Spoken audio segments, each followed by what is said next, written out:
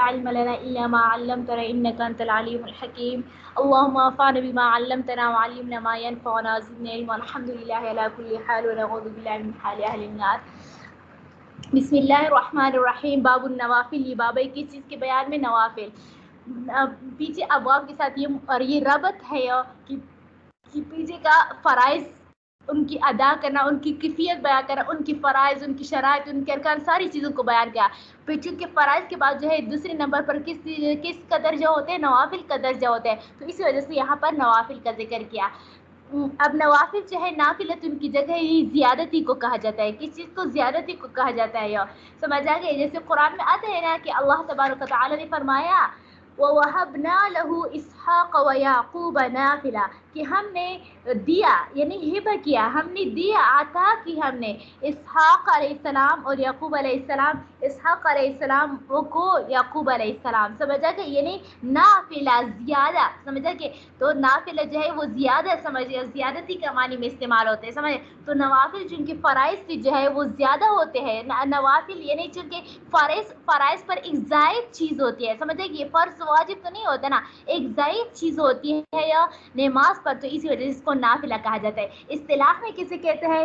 اصطلاح میں ان نمازوں کو کہا جاتا ہے جن کی کرنے پر ثواب اور نہ کرنے پر گناہ نہیں ملتا. جس کی کرنے پر ثواب اور نہ کرنے پر گناہ نہیں ملتا. اور یہ بھی طالبات جان لو کہ یہاں پر اس بات میں جو ہے نوافل کا صرف ذکر نہیں ہے، بلکہ نوافل کا صرف ذکر ہے ہی نہیں، یہاں پر سنتوں کا ذکر ہے. کس چیز کا؟ سنتوں کا ذکر ہے.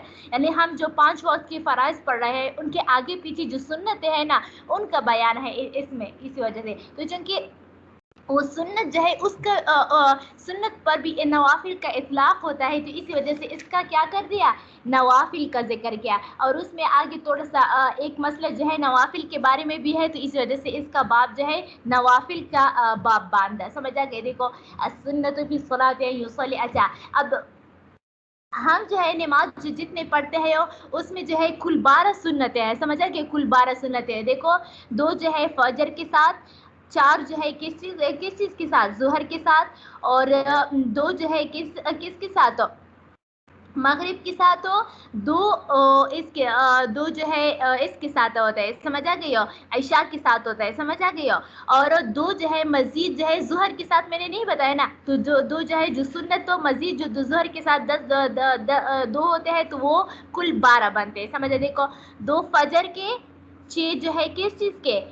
ظہر کے، تو 8 ہو گئے نا. پھر جو ہے 2 مغرب کا ڈالو اور 2 عشاء کا ڈالو تو کل 12 ہو گئے. تو ہمارے نزدیک جو ہے کل 12 سنت مؤکدہ ہے. کیا؟ یعنی دن رات میں کل 12 جو ہے سنت مؤکدہ ہے. اور غیر مؤکدہ کو ملا لو، کتنے غیر مؤکدہ کو ملا لو تو پھر کل جو ہے 12 جمع تو پھر کل 20 آتے ہیں. سمجھ آئی کہ کل 20 آتے ہیں.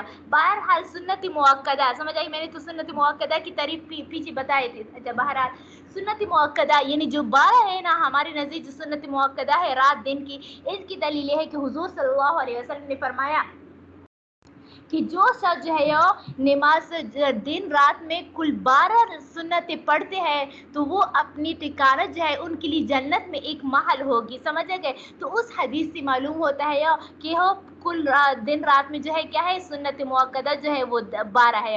جبکہ امام شافعی رحمۃ اللہ علیہ فرماتے ہیں کہ یہ ظہر کی نماز کا پہلے فرض سے پہلے جو ہم 4 رکعت پڑھتے ہیں اس میں وہ فرماتے ہیں کہ 2 رکعت جو ہے وہ کیا ہے؟ 2 رکعتوں سے، یہ 2 رکعت ہے، 4 رکعت نہیں ہے. ان کی نزدیک جو ہے دن رات میں کل 10 رکعتیں جو ہے سنت مؤکدہ ہے. سمجھے؟ وہ بھی ایک حدیث سے استدلال کرتا ہے. سمجھے کہ اس حدیث میں 10 رکعتوں کا وہ کیا ہے؟ ذکر ہے. لیکن کہ عبادات میں جو ہے نا وہ زیادتی میں احتیاط ہوتا ہے، تو اسی وجہ سے ہم نے 12 مؤکدہ کی حدیث پر عمل کیا ہے. اب وہ کون سے ہیں یہاں پر بتاتے ہیں. السنۃ فی الصلاۃ، نماز میں سنت ان یصلی رکعتین بعد طلوع الفجر کہ 2 رکعت پڑھی جائے سنت بعد طلوع الفجر، فجر کی طلوع کے بعد. سمجھ آئے؟ فجر کی نماز کے بعد تو مکروہ ہے نا، لیکن فجر کی طلوع کے بعد، صبح صادق کے بعد 2 رکعت سنت پڑھنا جو ہے وہ کیا ہے؟ وہ وہ جو ہے سنت مؤکدہ ہے، اور یہ اشد آکد المؤکدہ ہے. کیا ہے؟ آکد المؤکدہ ہے، یعنی سب سے مؤکدہ میں سب سے زیادہ تاکید والا جو ہے وہ کیا ہے؟ سنت ہے. اسی وجہ سے کیا کر دیا ہے امام قدوری رحمۃ اللہ علیہ نے فجر سے جو ہے ابتدا کی. سمجھا؟ ایک وجہ تو یہ ہے کہ کیونکہ دن کی شروعات جو ہے وہ صبح سے ہوتی ہے، اور دوسرا یہ کہ نوافل میں جتنی بھی نوافل ہے اس میں جو ہے وہ کس کو درجہ، کس کو فرائض کے بعد درجہ سنتوں کا درجہ جو آتا ہے نا، تو وہ سنتوں میں جو درجہ حاصل ہے وہ کس چیز کے؟ فجر کی سنتوں کو حاصل ہے. سمجھا کہ ان کے بارے میں حدیث میں آتا ہے کہ حضور صلی اللہ علیہ وسلم نے فرمایا ہما خیر من الدنیا وما فیہا، کہ یہ دونوں سنتیں جو ہے یہ کیا ہے؟ دنیا سے اور جو کچھ دنیا کے اندر ہے ان سب سے کیا ہے؟ افضل ہے. سمجھے؟ ان دونوں کا پڑھنا.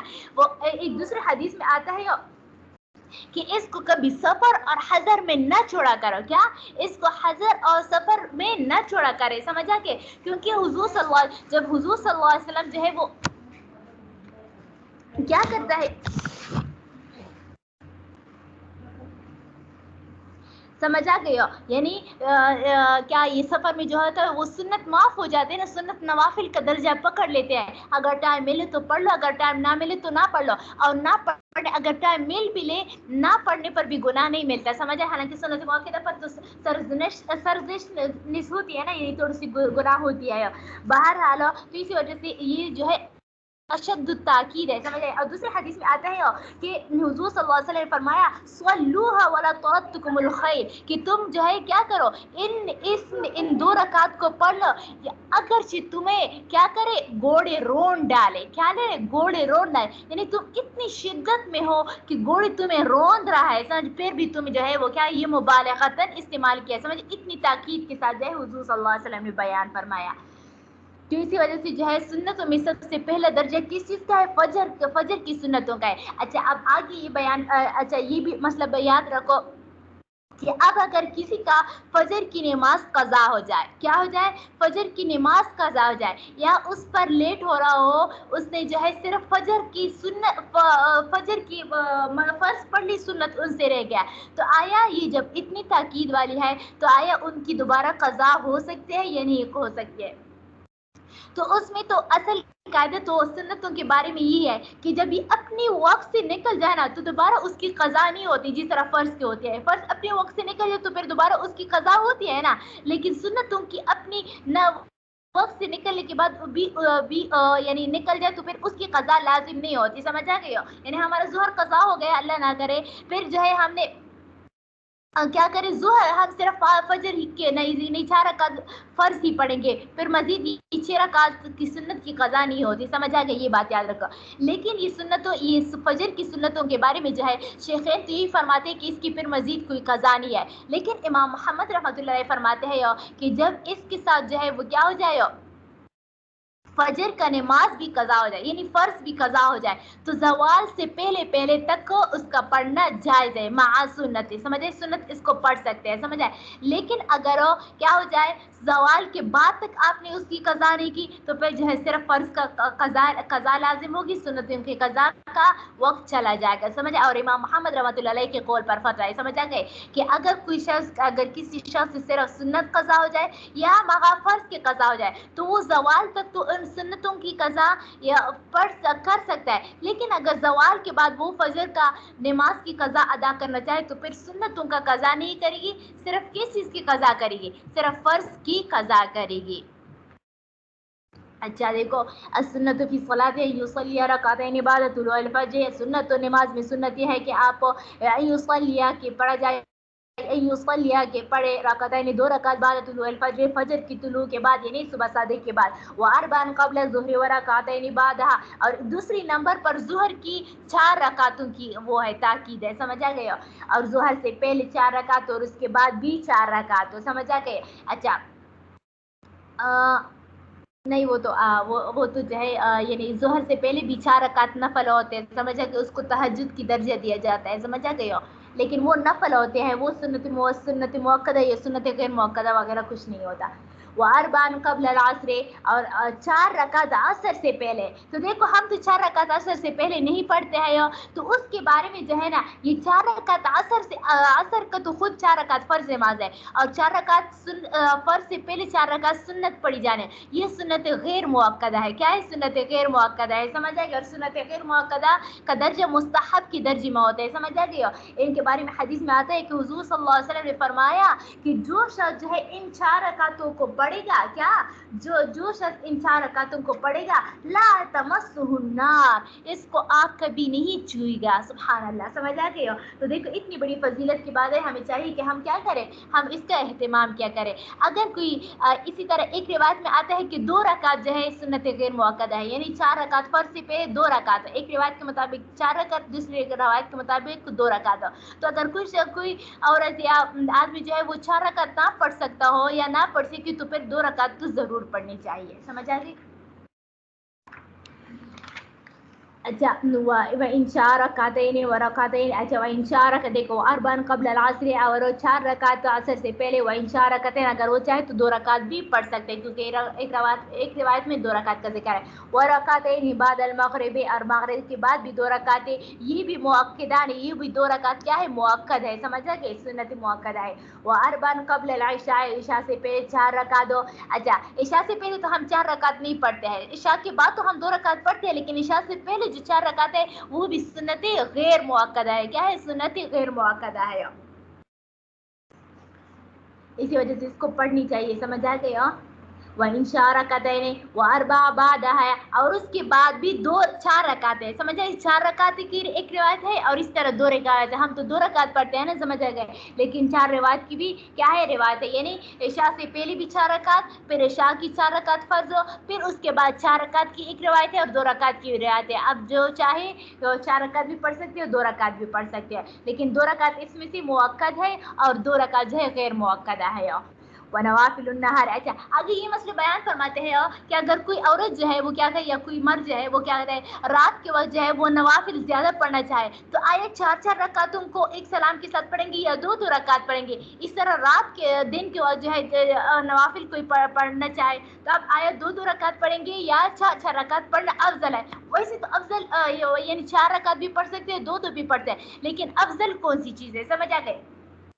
تو اس کے بارے میں یہ یاد رکھو کہ امام ابو حنیفہ رحمۃ اللہ علیہ فرماتے ہیں، کیا امام ابو حنیفہ رحمۃ اللہ علیہ فرماتے ہیں کہ چاہے رات ہو اور چاہے دن ہو، کیا چاہے رات ہو چاہے دن ہو، ان سب میں جو ہے 4 رکعتوں کے ساتھ 4 رکعت پڑھنا جو ہے وہ کیا ہے؟ افضل ہے. یعنی ایک سلام کے ساتھ 4 رکعت پڑھنا افضل ہے. سمجھ گئے؟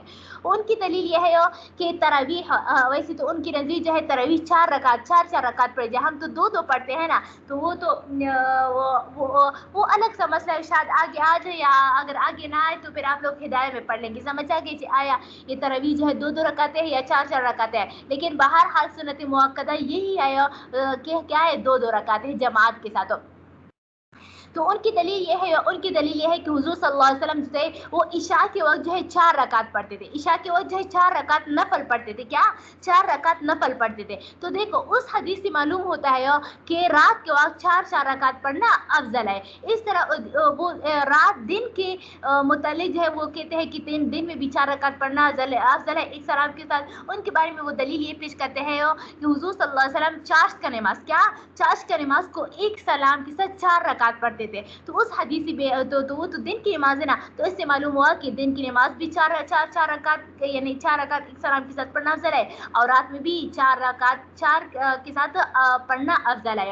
جبکہ صاحبین فرماتے ہیں کہ نہیں، رات میں جو ہے 2 رکعت پڑھنا افضل ہے اور دن میں جو ہے 4 رکعت پڑھنا افضل ہے. وہ کیا فرماتے ہیں کہ رات میں جو ہے یعنی رات میں جو ہے 2 رکعت ایک سلام کے ساتھ، اور دن میں جو ہے 4 رکعتوں کا ایک سلام کے ساتھ پڑھنا افضل ہے. ان کی دلیل ہے کہ حضور صلی اللہ علیہ وسلم جو ہے ان کا دلیل وہی ہے 4 رکعت کے بارے میں کہ حضور صلی اللہ علیہ وسلم اشراق کا 4 رکعت ایک سلام کے ساتھ پڑھتے تھے. جبکہ رات کے بارے میں چونکہ امام ابو حنیفہ رحمۃ اللہ علیہ سے وہ اختلاف کرتے ہیں تو ان کے بارے میں وہ فرماتے ہیں کہ کہ اس کہ ایک جو یہ تراویح کے بارے میں وہ استدلال کرتے ہیں کہ دیکھو وہ تراویح جو ہے نا وہ تو رات کے وقت پڑھے جاتے ہیں، وہ تو 2 رکعت ہوتے ہیں، جماعت کی بات کریں سمجھ آ گئے، جماعت میں تو 2 پڑھے جاتے ہیں، اگرچہ عورتوں کے لیے بھی مسنون طریقے یہ ہے کہ وہ 2 پڑھا کرے، تراویح کیا 2 پڑھے، لیکن کسی اگر کوئی عورت بیمار ہو بیچاری یا بوڑھی ہو تو پھر 4 رکعت کے ساتھ بھی پڑھنا صرف جائز ہے لیکن سنت نہیں ہے، سمجھ آ گیا۔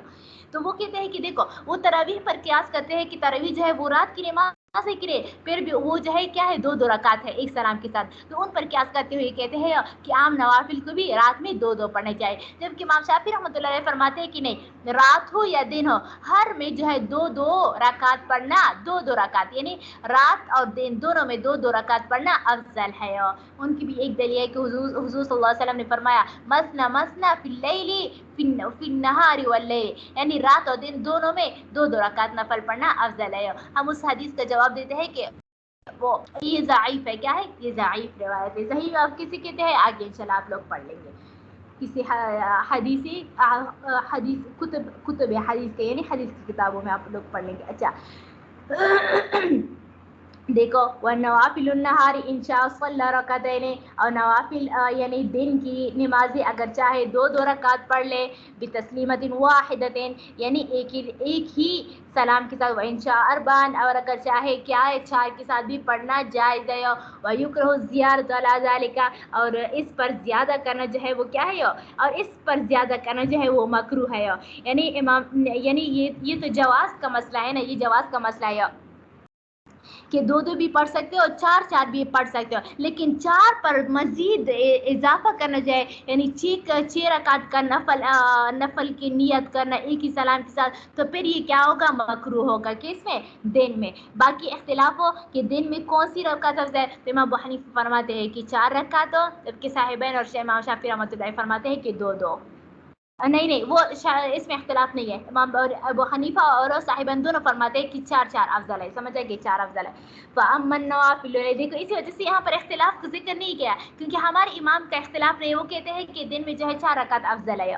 اچھا فَأَمَّا النَّوَافِلُ اللَّيْلُ، بس رات کی نوافل، فقال ابو حنیفہ إِنْ صَلَّى 8 ركعات بتسلیمۃ واحدۃ جاز، کہ امام ابو حنیفہ رحمۃ اللہ علیہ فرماتے ہیں کہ اگر 8 رکعتوں کے ساتھ بھی یعنی ایک سلام کے ساتھ 8 رکعتوں کی نیت بھی کیا کر لے باندھ لے تو بھی جائز ہو جائے، جائز کی بات کی یہاں پر، افضل کی بات نہیں کی، میں نے افضل کا بتایا ہے کہ 2 رکعت ان کے نزدیک بھی 4 رکعت افضل ہے، جبکہ صاحبین فرماتے ہیں کہ 2 وَيُكْرَهُ الزِّيَادَةُ عَلَى ذَلِكَ، اور اس پر زیادہ کرنا جو ہے وہ کیا ہو گیا مکروہ ہے۔ وقال ابو یوسف محمد لا يزيد بالليل على ركعتين بتسلیمۃ واحدۃ، وہ فرماتے ہیں کہ رات میں جو ہے 2 پر مزید کو زیادہ کرنا ایک سلام کے ساتھ جائز ہی نہیں ہے، سمجھا کہ جائز ہی نہیں ہے، سمجھ یعنی مکروہ ہے۔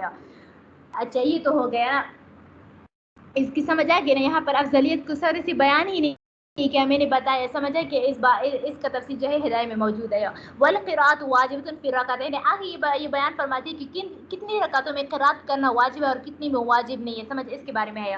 والقراءۃ واجبۃ فی، اچھا طالبات یاد رکھنا کہ فرض نماز کتنے ہوتے ہیں، 4 رکعت ہوتے ہیں، سمجھے بعض میں 2 ہوتے ہیں، سمجھ جیسے کہ فجر، تو جو 4 رکعت والی نماز ہوتی ہے اس کی شروع والے 2 میں پورا قرات کرنا کیا ہے، قراءت کرنا، قراءت کسے کہتے ہیں، قراءت مطلقاً قراءت کرنا، چاہے اس میں سورہ فاتحہ آئے یا سورت آئے، سمجھا ان دونوں کا پڑھنے کو قراءت نہیں کہا جاتا، مطلقاً قراءت کرنے کو قراءت کہا جاتا ہے، سمجھا کہ مطلب کوئی 1-2 آیاتیں پڑھ لے چاہے وہ سورہ فاتحہ اور سورت کے علاوہ ہی کیوں نہ، یہ قراءت ہے، سمجھا کہ اب یہ بیان فرماتے ہیں یہاں پر یہ مسئلہ بیان فرماتے ہیں کہ فرض کی پہلی 2 رکعتوں میں کیا کرنا واجب ہے، کیا ہے 2 رکعتوں میں قرات کرنا واجب ہے، اگر کوئی جو ہے وہ بالکل سر سے قرات ترک کرے تو پھر تو اس کے نماز ہی نہیں ہوگا، اگر صرف سورہ فاتحہ پڑھے سورت پڑھے تو سجدہ سہو واجب، سجدہ سہو کا بیان اگلے باب میں آتا ہے، سمجھ اگر ٹائم ملے تو پھر وہ بھی پڑھ لیں گے۔ تو مطلقاً قرات کیا ہے؟ واجب ہے. جبکہ کون سی صورتوں میں، کون سی رکعتوں میں؟ پہلی 2 رکعتوں میں. وہ بعد والی 2 رکعتوں میں جس میں ہم صرف سورہ فاتحہ پڑھتے ہیں نا، صرف سورہ فاتحہ پڑھتے ہیں، تو اس میں جو ہے یہ سورہ فاتحہ پڑھنا بھی نہ واجب ہے اور نہ اس میں مطلقاً قرات بھی واجب ہے. اور اگر چاہے تو تسبیح بھی پڑھ سکتے ہو، اگر چاہے تو خاموش بھی کھڑے ہو سکتے ہو، اگر چاہے پورا قرات بھی کر سکتے ہو اس میں. سمجھ آ گئی ہو؟ اگر چاہے صرف سورہ فاتحہ بھی پڑھ سکتے ہیں، لیکن صرف سورہ فاتحہ پر اکتفا کرنا یہ مستحب ہے، افضل ہے. سمجھ آ گئی اس مسئلے کی؟ دیکھو والقرات واجب فی الرکعتین الاولی، یعنی اور پہلی 2 رکعتوں میں کیا کرنا؟ قرات کرنا فرض ہے. وہ ہوا مخیر فی الاخری، یعنی آخری 2 رکعتوں میں اس کو اختیار ہے. انشاء قرأ الفاتحہ، اگر چاہے صرف سورہ فاتحہ پڑھے، و انشاء سکت، اگر چاہے صرف خاموش ہو جائے، بالکل کچھ بھی نہ پڑھے، و انشاء سبح، اگر چاہے سبحان ربی ال، کوئی بھی تسبیحات پڑھ سکتے ہو، کچھ بھی پڑھ سکتے ہو. سمجھ آ گئی ہو؟ تو اسی وجہ سے یہ حدیث سے ثابت ہے. سمجھ آ گئی؟ یہ کوئی فقہا نے خود اپنی طرف سے نہیں گاڑا، نہیں، بلکہ حدیث سے ثابت ہے کہ حضور صلی اللہ علیہ وسلم نے فرمایا کہ کیا ہے کہ یعنی قرات کے لیے پہلی 2 رکعتیں ہیں. اچھا، اب یہ تو فرض کی بات کی نا. اور نفل میں جو ہے چاروں کی چاروں، جتنی 6 کا نیت باندھو، 8 کی نیت باندھو، 2 کی نیت باندھو، یہ جتنی بھی آپ کے نیت باندھو، ہر رکعت میں جو ہے قرات پڑھنا جو ہے وہ کیا ہے؟ فرض ہے. سمجھ آ گئے؟ یہ نہیں کہ ایک میں پڑھ لیا اور ایک بالکل آپ خاموش رہیے تسبیحات ہے، تو پھر آپ کا نفل نہیں ہوگا. سمجھ آئے گی؟ باطل ہو جائے گا. والقرات واجب فی جمیع رکعت نفل، اور قرات جو ہے فرض ہے اور نفل کی تمام رکعات میں. وفی جمیع الوتر، اور وتر میں، وتر اگرچہ واجب ہے لیکن چونکہ وہ کس چیز کی؟ سنت کی مثل ہوتی ہے نا، تو اسی وجہ سے جو ہے وہ کیا ہوتا ہے؟ وہ اس میں بھی تمام قرات میں تینوں کی رکعت میں جو ہے وہ قرات واجب ہوگی. ومن دخل فی الصلاۃ نفلا، آگے یہ مسئلہ بیان فرماتے ہیں کہ اگر کوئی شخص جو ہے کسی نے جو ہے نفل کی نیت باندھی، پھر اس کے بعد جو ہے کوئی عذر پیش آیا یا بغیر عذر کے وہ تک گئی تھی، بس نہیں پڑھ سکتی. سمجھ آ گئی کہ یہ کہہ دیا کہ بس نہیں پڑھ سکتی، تک گئی ہو یا کوئی وجہ، سمجھ آئے کہ عذر بلا عذر، اب اس نے توڑ دیا کیا؟ نفل توڑ دیا، تو اب اس کی دوبارہ احناف کے نزدیک قضا کرنی ہوگی. کیا کرنی ہوگی؟ قضا کرنی ہوگی. جبکہ امام شافعی رحمۃ اللہ فرماتے ہیں کہ نفل کا کوئی قضا نہیں. جس طرح فرض کی قضا ہوتی ہے نا، اس طرح ہم یہ بھی کہتے ہیں کہ نفل کی تو قضا نہیں ہے، لیکن جب نفل کو کیا کر دو، اس کی نیت باندھ دو، پھر اس کے بعد توڑ لو، تو پھر اس کی کیا ہوگی؟ قضا لازم ہوگی. ہماری دلیل یہ ہے کہ قرآن کی آیت ہے لا تبطلوا اعمالکم، لا تبطلوا اعمالکم، کہ اپنے اعمالوں کو ضائع نہ کرو. تو دیکھو اب جب ایک بار نے آپ نے نیت، سمجھے، جب ایک مرتبہ آپ نے نیت سے پہلے آپ پر نفل واجب نہیں تھی، جب نیت کر کے آپ نے خود پر نفل واجب کی، تو پھر اب نفل چونکہ ایک عمل ہے نا، تو عمل کا باطل کرنا جو ہے وہ جائز نہیں ہے. تو جس چیز کا باطل کرنا جائز نہیں ہوتا، تو اس چیز کا قضا کرنا بھی کیا ہوتا ہے؟ لازم ہوتا ہے انسان پر. تو اسی وجہ سے جو ہے اس نفل کی کیا ہوگی؟ قضا لازم ہوگی. جبکہ امام شافعی رحمۃ اللہ فرماتے ہیں کہ نفل جو ہے یہ ایک قسم کے انسان پر تبرع ہوتا ہے. سمجھ آ گئی؟ یہ ایک قسم کے خیرات ہوتا ہے. سمجھے کہ تو اسی وجہ سے خیرات میں جو ہے انسان مکلف نہیں بنا سکتے قضا کے. لیکن ہمارا والا قول صحیح ہے، کیونکہ حدیث سے ہمارا والا قول جو ہے، حناف کا قول کس چیز کے مشابہ ہے؟ وہ قرآن کی آیت میں کے مطابق ہے کہ لا تبطلوا اعمالکم کے مطابق ہے. دیکھو ومن دخل فی صلاۃ النفل، اور جس شخص کو کیا کر دیا، جو سر جو ہے نفل کی نماز میں داخل ہو گئے، ثم افسدها، پھر اس کو کیا کر دیا؟ فاسد کر دیا، قضاها، تو پھر اس کی کیا ہوگی؟ قضا لازم ہوگی. فإن صلى 4 ركعات، اچھا آگے یہ بیان فرماتے ہیں نا کہ دیکھو یہ فرض نماز جو 4 والی ہوتی ہے نا، یہ پورا کا پورا 4 رکعت ایک ہی فرض کہلاتا ہے. کیا ہوتا ہے؟ ایک ہی فرض کی نماز کہلاتا ہے. سمجھ آ گئے؟ لیکن یہ دوسرے والی جو ہے نا، یہ نوافل میں جو ہوتے ہیں نا، ہر 2 رکعت جو ہے الگ نماز کہلاتا ہے. کیا؟ ہر 2 رکعت جو ہے الگ نماز کہلاتا ہے. سمجھ گئے؟ یہ 2 رکعت کو شفع ہم کہتے ہیں. سمجھے کہ فقہ کی اصطلاح میں اس کو کہتے ہیں شفع. سمجھے؟ شفع. تو یہ شفع اول ہوتا ہے، پھر 2 رکعت مزید پڑھو تو وہ شفع ثانی ہوتا ہے. تو ہر شفع جو ہوتا ہے وہ الگ نماز ہوتی ہے. اسی وجہ سے علماء فرماتے ہیں کہ اگر کوئی شخص جو ہے وہ 4 رکعت والی نفل نماز کی نیت باندھ لے، تو وہ تیسری پر سبحانک اللہم و بحمدک بھی پڑھ لے. سمجھا کہ کیوں؟ کیونکہ اس کا ایسا سمجھا جائے گا گویا کہ اس نے تیسری رکعت سے ایک نئی نفل کی ابتدا کی ہے. سمجھا گیا؟ تو اب یہاں پر یہ مسئلہ بیان فرماتے ہیں کہ اگر کسی نے جو ہے وہ کیا کر دیا 4 رکعت کی نیت باندھی نفل کی. سمجھا گیا؟ اب 2 رکعت اس نے پڑھ لیا تشہد کے بقدر بیٹا تو یہ 2 رکعت گوئے کہ مکمل ہو گئے. سمجھا؟ پھر اس کے بعد اچانک کوئی عذر پیش ہے یا امی نے آواز دی یا کوئی وجہ آیا. سمجھا گیا؟ اس نے جو ہے مزید 4 رکعت کی نفل باندھی نا تشہد یہ 2 رکعت پر بیٹا. پھر قدر تشہد کے بیٹھنے کے بعد اس نے کیا کر دیا نماز کو فاسد کر دیا یعنی نماز کو توڑ دیا. تو علماء فقہا فرماتے ہیں کہ پیچھے والے 2 رکعت کی نماز ہو اس کی قضا لازم ہوگی کیونکہ اس نے اس کی بھی نیت کی تھی. یہ پہلے والے 2 رکعت چونکہ پورا ہو چکے ہیں. سمجھا کہ قدر تشہد کے بقدر بیٹا ہے نا یہ آدمی تو اسی وجہ سے اس کی قضا لازم نہیں ہوگی. کیوں؟ کیونکہ نفل کا ہر 2 رکعت جو ہے وہ الگ الگ نماز ہوتا ہے. ہم یہ سمجھیں گے کہ اب اس آدمی نے جو ہے 2 رکعت پڑھے ہیں اب تیسری پر اس نے جو ہے نیت باندھ کر جو ہے تیسری پر اس نے توڑ دیا ہے تو اسی وجہ سے دوسرے شفیع کی قضا ہوگی. پہلے والے شفیع یعنی 2 رکعت کی قضا نہیں ہوگی.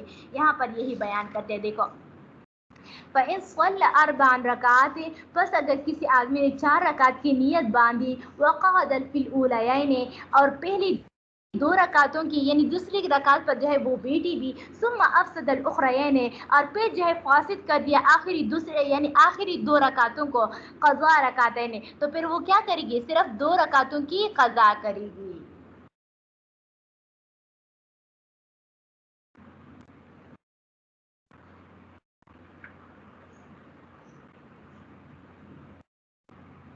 وہ میں نے بتا دیا نا کہ پہلے شفع کیا ہوا ہے وہ تو پورا ہو چکا ہے کیونکہ تشہد کے بقدر بیٹا ہے اور اسی وجہ سے ہم یہ سمجھیں گے کہ آخری والی 2 رکعت نے اس کو کیا کر دیا ہے باطل کر دی. اسی وجہ سے جو ہے اس کی قضا ہوگی پہلی 2 کی قضا لازم نہیں ہوگی. وقال ابو یوسف وہ تو طرفین کا قول ہے. وقال ابو یوسف امام ابو یوسف رحمۃ اللہ فرماتے ہیں یقضی اربعن کس چیز کی قضا ہوگی 4 رکعت کی. اچھے طالبات یہ بھی یہاں پر بھی یہ بات یاد رکھو کہ یہ باقی نوافل میں تو اسی طرح ہوگا یعنی 4 رکعت کی نیت باندھی 2 پر توڑ دیا تو 2 کی قضا ہوگی 2 پر نہیں ہوگی. سمجھا گیا؟ یہ تو تب جب کہ تشہد کی بقدر بیٹا ہو لیکن اگر تشہد سے پہلے توڑی تو پھر 4 رکعتوں کی قضا لازم ہوگی. سمجھا گئی؟ یا دوسری پر پہلے پر ہی توڑ دی. سمجھا گیا؟ اچھا یہ بات بھی یاد رکھو کہ یہ جو ظہر کی 4 رکعت ہے نا یہ ظہر کی 4 رکعت ہے اس میں اگر کسی نے جو ہے دوسری رکعت پر تشہد کے بعد بقدر بیٹھنے کے بعد اس نے توڑ دی تو ہم یہی کہیں گے کہ ان 4 کی قضا لازم ہوگی. کیا ہے کیونکہ اس میں احتیاط یہی ہے کیونکہ بعض علماء فرماتے ہیں کہ یہ 4 رکعت ظہر کی سنت یہ 4 ہی ہے یعنی وہ یہ ساتھ اس میں شفع کا کوئی دخل نہیں ہے. سمجھا گیا؟ یہ جو میں نے شفع کا بتا دیا وہ باقی نوافل میں ہے. سمجھا کہ ظہر کی یہ 4 رکعت جو ہے اسے مستثنا ہے. اچھا آگے یہ بیان فرماتے ہیں کہ نفل میں جو ہے نا ہم نے تو اوپر پڑھا تھا کہ فرض میں قیام جو ہے وہ کیا ہے فرض ہے یعنی بغیر عذر کے قیام کو ترک کرنے سے فرض نماز نہیں ہوتی.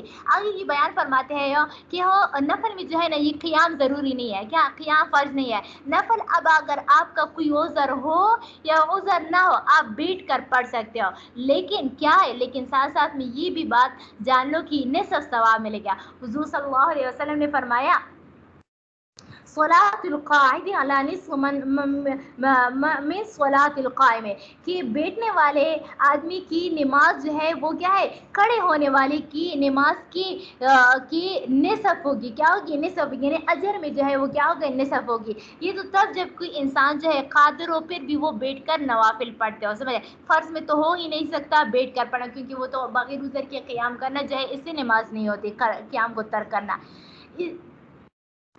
اسی وجہ سے جو ہے یہاں پر بیٹھ کر پڑھنے سے مراد کیا ہے نوافل والی بات مراد ہے. وَيُصَلِّي النَّافِلَةَ قَاعِدًا مَعَ الْقُدْرَةِ عَلَى الْقِيَامِ اس طرح نوافل کو بیٹھ کر پڑھنا مع القدرت علی القیام قیام پر قدرت کے باوجود بیٹھ کر پڑھنا جو ہے یہ جائز ہے. وَإِنْ افتتحا اچھا یہ تو بتا دیا نا. اب لیکن اگر کوئی شخص جو ہے وہ بیمار ہے اکثر جو یہ بوڑھی عورتیں جو ہے وہ بیمار ہوتے ہیں تو وہ مشکل سے جو ہے وہ کیا ہوتے ہیں فرض نماز کھڑے ہو کر پڑھتے ہیں باقی نوافل سنت وغیرہ جو ہے وہ کیا ہوتے ہیں یا بیٹھ کر پڑھتے ہیں کیونکہ اس کا عذر ہے نا تو پھر اس کا وہ جو ہے وہ کیا ثواب انشاءاللہ ان کو پورا ملے گا. آگے یہ بیان فرماتے ہیں کہ اگر کسی آدمی نے جو ہے نفل کیا نفل کھڑے ہو کر شروع کی، کیا نفل کھڑے ہو کر شروع کی، اب آیا بغیر عذر کہ وہ بیٹھ سکتا ہے یا نہیں بیٹھ سکتا؟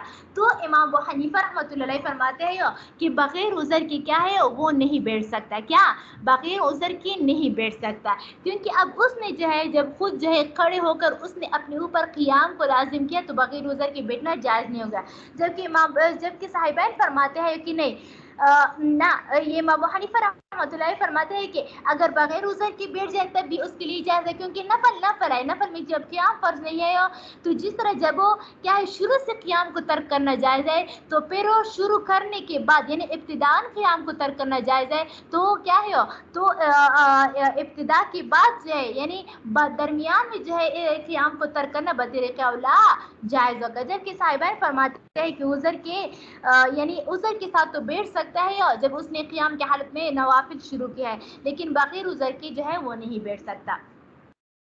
دیکھو یہ صلینا اچھا دیکھو وَإِنْ افتتح قائما، اگر کسی آدمی نے جو ہے نوافل کو کیا کر دیا، کس چیز کو کھڑے ہو کر شروع کی، ثم قعد، پھر وہ بیٹھ گیا، جاز عند ابی حنیفہ، تو ابو حنیفہ رحمۃ اللہ کے نزدیک جائز ہے، وقال صاحبین فرماتے ہیں لا يجوز، جائز نہیں الا من عذر، مگر بغیر عذر کے، وہ کہتے ہیں کہ یہ پھر نظر کی مثال ہوگی، اس نے اپنے اوپر ایک چیز لازم کیا تو پھر اس لازم کو پورا کرنا لازم ہوگا۔ آگے یہ بیان فرماتے ہیں کہ یہ کیا ہے، اگر کوئی شخص جو ہے سفر یعنی سفر سے مراد یہ نہیں ہے، شرعی سفر مراد نہیں ہے، اگر کوئی جو ہے وہ کیا ہے اپنے گاؤں سے باہر نکل گیا، اپنی کھیت وغیرہ کے لیے جا رہا تھا، سمجھا کہ تو اب اس نے سوچا کہ میں ویسے بھی سوار ہوں، سمجھے موٹر سائیکل پر سوار ہوں یا گدے پر سوار ہوں، جس چیز پر بھی سوار ہوں، گھوڑے پر سوار ہوں، تو اب وہ اس کے لیے وہ نوافل پڑھتے ہیں، اشراق کا وقت ہے، چاشت کا، ویسے بھی اس کا دل چاہے کہ میں نوافل پڑھ لوں، تو پھر اس کے لیے قبلے کی طرف منہ کرنا جائز نہیں ہے، کیا ہے ضروری نہیں ہے، شرط نہیں ہے، بس جس طرح اس کی سواری کا منہ ہے نا تو اس کی طرف کرنا بھی جائز ہے، لیکن یہ کب جب کہ وہ شہر سے باہر نکل چکا ہو یا گاؤں سے باہر نکل چکا، شہر کے اندر جو ہے قبلے کے بغیر قبلے کی طرف منہ کرنا جو ہے جائز نہیں ہے، اس کے لیے نفل۔ ومن کان خارج المثل، اور مصر ہے، اور ومن کانا، اور جو شخص جو ہے وہ مصر سے باہر ہو، یا تنفل علی دابتی الی ای جہتین، تو پھر وہ نوافل پڑھ سکتے ہیں سواری پر جس طرف چاہے، توجہ یومی اما، تو وہ جو ہے اس طرف وہ کیا کرے، توجہ تو جس طرف اس کی سواری کا وہ اسی طرف جو ہے وہ نماز پڑھ سکتا ہے، یومی اما، اور وہ رکوع سجدے کو اشارے کے ساتھ کر دی، سمجھ آ گئی اس کی۔ اور فرائض کے بارے طالبات فرائض کے بارے میں یہ قاعدہ جانو کہ اس کے لیے قیام اور قبلہ ضروری ہے، سمجھ آ گئے، لیکن قیام جو ہے وہ کبھی کبھار ساقط ہو جاتا ہے، جیسے کوئی بیمار ہوتا ہے یا زمین پر کیچڑ ہوتا ہے، یا اب وہ اتر نہیں سکتے، سمجھ آ کہ گاڑی سے اتر نہیں سکتی، سمجھ آ گئے، یا جو ہے دشمنوں کا خوف، سمجھ آ گئے، یا آج کل جو ہے وہ عورتوں کا جو یہ سر پیش کرتے ہیں کہ جگہ تو ہوتی ہے، کیوں یعنی ہم جو ہے یعنی پراپرلی وہ جگہ مانگتی ہے، سمجھ آ گئے کہ ہمارے لیے کوئی زنانہ مسجد نہیں تھا، راستے میں زنانہ مسجد نہیں ہوتا، اسی وجہ سے وہ سیٹ پر بیٹھ کر جو ہے وہ فرض نماز پڑھ سکتی ہے، تو اس طرح نماز نہیں ہوتی، سمجھ آ گئی، وہ ہاں البتہ جب کیچڑ ہو یا دشمن کو یا بے انتہا اشد ہو، سمجھا کہ عذر ہو، تو پھر تب جو ہے وہ فرض کا قیام جو ہے وہ ساقط ہو جاتا ہے، لیکن پھر بھی قبلہ ساقط نہیں ہوگی، ہر حالت میں جو ہے فرض میں جو ہے قبلے کی طرف منہ کرنا ضروری ہوتا ہے، الا یہ کہ کسی کو قبلہ معلوم نہ ہو تو وہ تحری کرے، سمجھ، تحری جو ہے وہ کس چیز کی اس کا قائم مقام بن سکتی ہے، سمجھ آ گئے، اور یہ باقی جو فرائض جو ہے وہ نہ گاڑی میں پڑھتے ہیں بغیر عذر کے، یعنی زمین پر جگہ بھی ہوتی ہے، کوئی بات نہیں، جہاں نماز نہ ہو تو کسی انجان سی جگہ پر کھڑی ہو جائے، گاڑی کھڑی کرو، نیچے اتر جاؤ، سمجھ آئے کہ کپڑے گندے ہو جائے تو کیا ہوا، سمجھ آ گئے، لیکن قیام کو ترک کر لیتے اور پھر دوبارہ اس کی قضا بھی نہیں کرتے، تو اس طرح نمازیں نہیں ہوتی، سمجھ آ گئی فرائض۔ ٹائم پورا ہے، ورنہ بابو جو سوا کا تو میں نے مطالعہ کیا تھا، لیکن چلو اگر کوئی سوال ہو تو پھر پوچھ لو، ورنہ اسی پر اکتفا کرتے ہیں، کوئی سوال نہیں ہے،